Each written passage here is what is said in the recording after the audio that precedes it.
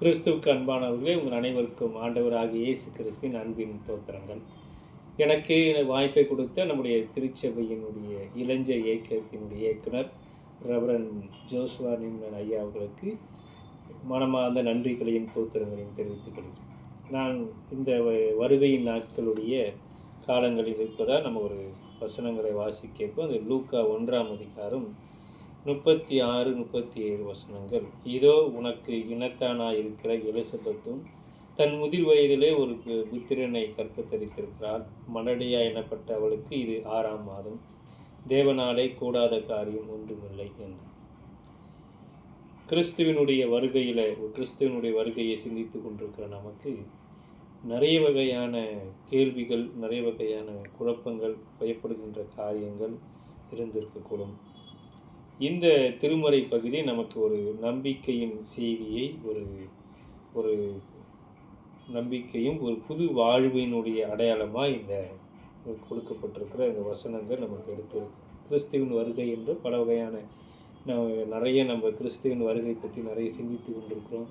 கிறிஸ்துவினுடைய வருகைன்னு முக்கியமாக நடந்த ஒரு நிகழ்வு தான் இந்த மரியாளை தேவதூதர்கள் சந்தித்த ஒரு நிகழ்வு.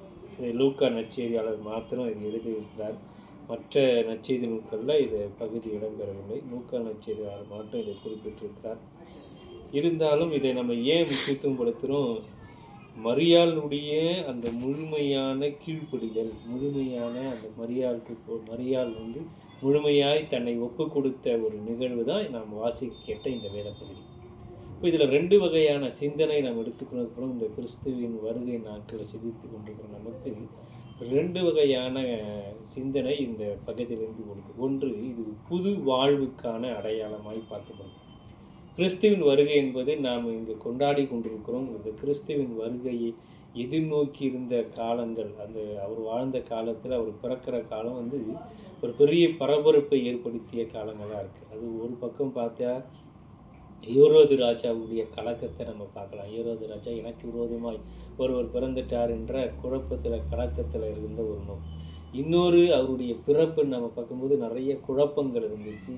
அவர் பெற்றெடுத்த ஒரு தாயின்னு அழைக்கப்படுகிற மரியாளுடைய வாழ்க்கையில் நிறைய அவரை எப்படி அதை ஏற்றுக்கொள்கிறதுன்ற ஒரு குழப்பம், அவரை ஏற்றுக்கொள்ளுகின்ற கணவராக இருந்த யோசேப்புக்கு அவருக்கு ஒரு குழப்பம். இப்படி பல வகையான குழப்பங்கள், பல வகையான பயப்படுகின்ற சூழ்நிலைகள், கலக்கங்கள் இருந்த காலத்தில் இயேசுவினுடைய பிறப்பு நம்ம ஒரு 2 காரியத்தை வலியுறுத்தக்கூடியதாக இருந்துச்சு. ஒன்று, அது புது வாழ்வுக்கான அடையாளமாக இருந்துச்சு. ஒரு புது வாழ்வுனா என்ன? இங்கே மரியாளுக்கு சொல்லப்படுகின்ற இந்த வார்த்தைகள் நம்ம 37ஆம் வசனத்தை மாத்திரம் அநேகர் எடுத்து தியானம் செய்வாங்க. தேவனால் கூடாத காரியம் ஒன்றுமில்லைன்னு சொல்லி நிறைய விஷயத்தை அதோடு தொடர்படுத்துவாங்க. ஆனால் இது 36வது வசனத்தினுடைய தொடர்ச்சியாக இதை நம்ம பார்க்கணும். இது ஏன் கூடாத காரியம் அப்படின்னு ஏன் சொல்லப்படுகிறது அப்படின்னு சொன்னால், முதிர் வயதில் இருந்த எலிசபெத்துக்கு அவர் குழந்தை பெற்றெடுக்கக்கூடிய கிருபையை கிடைத்த போது அந்த செய்தி மரியாளுக்கு அறிவிக்கப்படுகிறது. இப்போ மரியாள் ஒரு குழப்பத்தில் இருக்கார். இது எப்படி நான் ஏற்றுக்கொள்ள முடியும்? இந்த உலகம் என்ன சொல்லும்? இதை நான் எப்படி மற்றவங்க முன்னாடி சொல்ல முடியும்? இதுக்கு ஒரு பரிசுத்த ஆவியினால் உண்டான கர்ப்பம் என்பது எப்படி அது உலகத்தாரால் புரிந்து கொள்ள முடியும்? எப்படி ஏற்றுக்கொள்ள முடியும்? இந்த வாழ்வை நான் எப்படி ஏற்றுக்கொள்ள முடியும்? பல வகையான குழப்பம் இருக்கும் பொழுது இந்த நிகழ்வு சொல்லப்படுகிறது. என்னன்னா, நீ நினைக்கிற மாதிரி இல்லை, மாறா எலிசபெத்து முதிர் வயதுனான போது இப்போ அவங்களுக்கு அது 6 மாதம் ஆயிருக்கு. ஒருவேளை இது நடக்காதான் அப்படின்னு நினச்சி கொண்டிருந்த காலங்கள் மாறி அது நடந்து அதை எல்லாரும் எதிர்பார்த்து கொண்டிருக்கிற காலமாய் மாறி இருக்குது.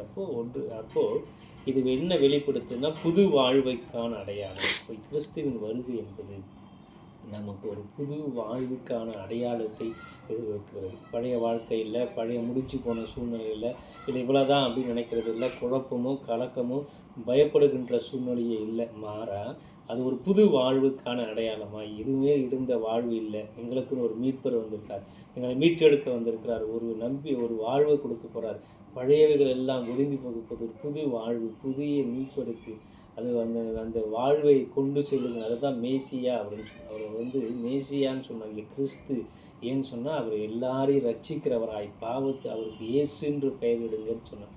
அப்போ அவர் மீட்பராய் மீட்டெடுக்கிறவராய் விடுதலையாளராய் அவரை பார்க்கின்ற ஒரு பார்வை அந்த திருமறையில் இருக்குது. அப்போ நாம் என்ன புரிந்து கொடுக்கிறோம் இந்த வசனத்து அடிப்படையில்? கிறிஸ்துவின் வருகை என்பது ஒரு புது வாழ்வுக்கான அடையாளம். அதில் நிறைய குழப்பங்கள் இருந்தாலும், நிறைய சூழ்நிலை இருந்தாலும், ஆண்டவர் அதை புது வாழ்வுக்கு நேராக நம்மை வழி நடத்துகிறார். பின்னாடி இப்போ நம்ம பார்க்கும் பொழுது நாம் வாழ்ந்து கொண்ட காலத்தில் இன்னைக்கு அவருடைய தாயாராகிய மரியாதை என்ன பண்ணுறாங்க?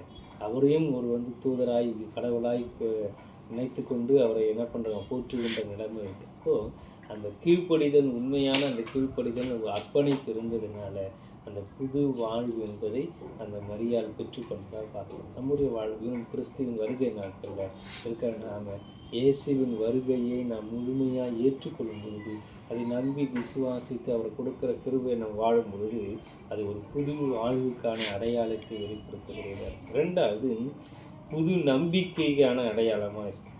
புது நம்பிக்கை என்ன?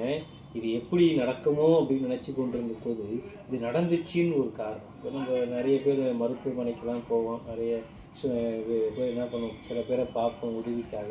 இப்போ எங்களுக்கு கிடச்சிரும். அப்போ இன்னொருத்தர்கிட்ட சொல்லுவோம், இல்லைங்க அவர் கரெக்டாக செய்வார், நீ அவரை போய் பாருங்கன்னா. அவரை போய் பார்த்தீங்கன்னா கண்டிப்பாக உங்களுக்கு இது கிடச்சிரும் அப்படின்னு நம்ம சொல்லுவோம்.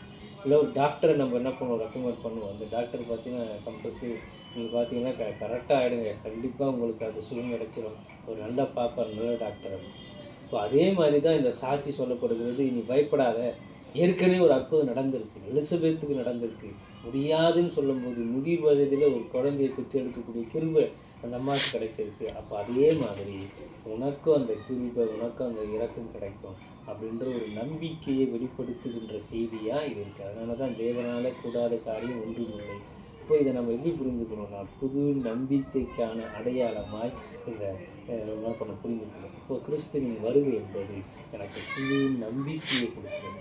எனக்காக பிறந்திருக்கிறார், என்னை மீட்டெடுக்க பிறந்திருக்கிறார், என் பாவத்திலிருந்து என் அக்கிரமத்திலிருந்து என்னை மீட்டெடுத்து என்னை வாழ வைக்க அவர் பிறந்திருக்கிறார், எனக்காக இந்த உலகத்தில் வந்திருக்கிறார் என்ற ஒரு புது நம்பிக்கையை கொடுக்கக்கூடியதால் இந்த இறைச்சி இந்த திருமுறை நமக்கு என்பதை நம்ம மறந்திருக்காது. கிறிஸ்து கண்பாரவர்கள் அப்புறம் 2 காரியம் நமக்கு கற்றுக்கொண்டுக்கிறோம். ஒன்று, புது வாழ்வுக்கான அடையாளம். 2வது, புது நம்பிக்கைக்கான அடையாளம்.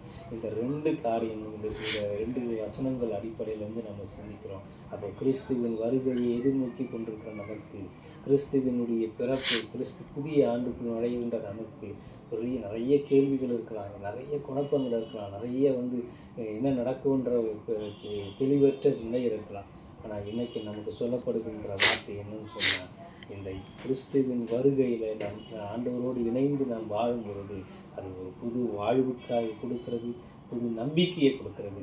நம்மளை தொடர்ந்து அந்த நம்பிக்கையில் நாம் நடந்து போகும்போது, அதை சுமந்து போகும்போது, கிறிஸ்துவினுடைய வருகையை நாம் எதிர்நோக்கிறோம், வரக்கூடிய 2ஆம் வருகையை நாம் எதிர்நோக்குகின்றவர்களாக இருப்போம் என்பதில் எந்த ஒரு சந்தேகம். தொடர்ந்து இந்த சிந்தனையோடு நாம் இருப்போம். தொடர்ந்து ஆண்டவரை சிந்திப்போம். வரக்கூடிய கிறிஸ்துமஸ், வரக்கூடிய புதிய ஆண்டு இன்னும் உங்களுக்கு ஆசீர்வாதமாக நன்மைகளாக முடிக்க உங்களுக்காக நம்ம இட வேண்டும் செய்கிறோம். நீங்களும் இட வேண்டும் செய்கிறோம். ஆண்டவர் நோக்கி ஜெபம் செய்கிறோம். எங்களை நேசித்து நடத்துகிற ஆண்டவரை கொடுத்த முடிய ஆண்டவரை சத்தியத்துக்காக நன்றி செலுத்துகிறோம். கிறிஸ்துவனுடைய வருகை என்பது அது புது வாழ்வுக்கான அடையாளமாய், புது நம்பிக்கைக்கான அடையாளமாக இருப்பதற்காக நன்றி செலுத்துகிறோம். ஆண்டவரை இந்த வார்த்தையை கேட்டு நம்பி விசுவாசிக்கிறவுடைய வாழ்க்கையில் நீர் ஆண்டவரை அற்புதங்களும் அதிசயங்களும் செய்து அவர்களை ஆண்டவரை தொடர்ந்து வழிநடத்தும்படியாக ஜெபிக்கிறோம். இந்த ஆண்டவரை எடுத்து நடத்தி கொண்டிருக்கிற எல்லா ஆயர்மாருக்காக, பொறுப்பாளர்களுக்காக ஆண்டவரே, இதை ஆண்டவரே உற்சாகமாய் ஆண்டவரே நடத்தி கொண்டிருக்கிற எல்லாருக்காக நன்றி செலுத்துகிறோம். இதுக்காக உழைத்து கொண்டிருக்கிற எல்லாரையும் ஆசீர்வதிங்க.